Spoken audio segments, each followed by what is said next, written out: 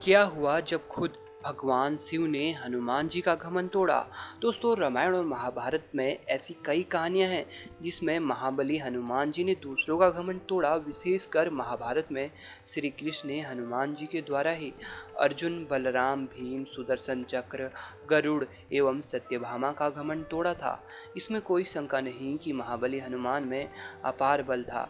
रामायण के बाद उनके बल का वर्णन करते हुए श्री राम कहते हैं कि यद्यपि रावण की सेना में स्वयं रावण, कुंभकर्ण एवं मेघनाद जैसे पराजित वीर थे, और हमारी सेना में भी स्वयं मैं, लक्ष्मण, जामवंत, सुग्रीव, विभीषण एवं अंगद जैसे योद्धा थे, किंतु इन सब में से कोई भी हनुमान जी के बल की समता नहीं कर सकता। इस पूरे विश्व में परम पिता ब्रह्मा, नारायण एवं भगवान रुद्र के अतिरिक्त कदाचित ही कोई और हनुमान जी को परास्त करने की शक्ति रखता था।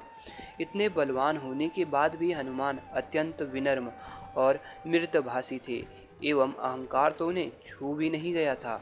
इस पर भी रामायण में एकाध ऐसी कथा आती है जब हनुमान को क्षणिक घमंड हो गया था, किंतु जिनके स्वामी स्वयं श्री राम हो उन्हें उबरने में समय नहीं लगता। ऐसी ही एक कथा तब की है जब श्री राम अपनी सेना के साथ सागर तट पहुंच गए थे। समुद्र पर सेतु बांधने से पहले विजय का आशीर्वाद प्राप्त करने के लिए उनके मन में महादेव की पूजा एवं उनका शिवलिंग स्थापित करने की इच्छा हुई।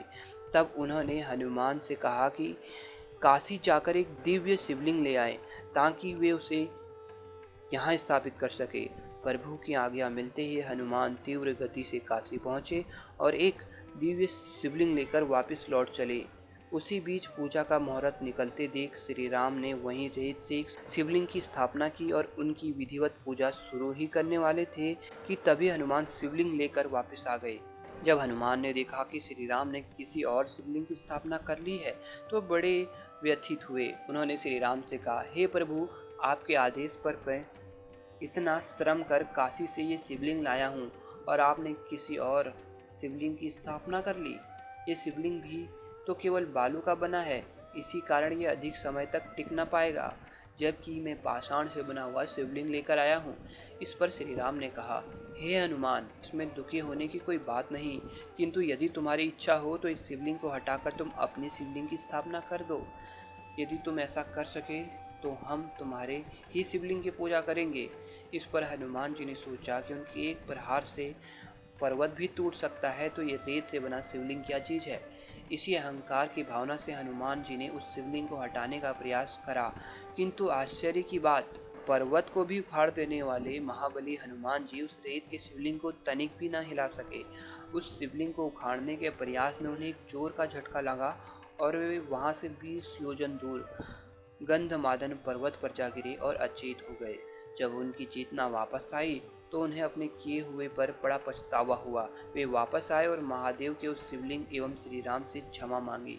श्री राम ने उस शिवलिंग का नाम रामेश्वरम रखा और उसके पश्चात हनुमान का मान रखने के लिए उनके द्वारा लाए गए शिवलिंग को भी वहीं कुछ दूर पर स्थापित कर दिया। श्री राम ने कहा, हे महाबली, तुम्हारा श्रम व्यर्थ नहीं जाएगा। आज से ये शिवलिंग तुम्हारे नाम पर हनुमदीश्वर के नाम से विख्यात होगा।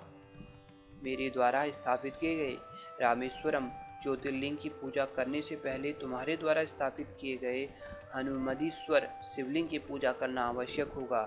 जो ऐसा नहीं करेगा उसे रामेश्वरम महादेव के दर्शन का फल प्राप्त नहीं हो पाएगा। तो दोस्तों, ये थी वो कथा जिसमें हनुमान जी के बल को महादेव शिव के प्रतीक शिवलिंग ने तोड़ा।